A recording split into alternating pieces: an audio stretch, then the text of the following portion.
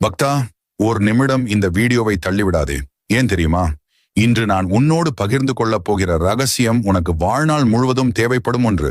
பக்தா, முருகன் எங்கள் தமிழ் கடவுள் என்று அழைக்கப்படுகிறார் என்பதை நீ அறிந்திருக்கிறாயா? நீ கேட்பாய், நான் ஏன் இதை அறிந்து கொள்ள வேண்டும்? அதற்கான பதில் இன்று உனக்கே நான் சொல்கிறேன்.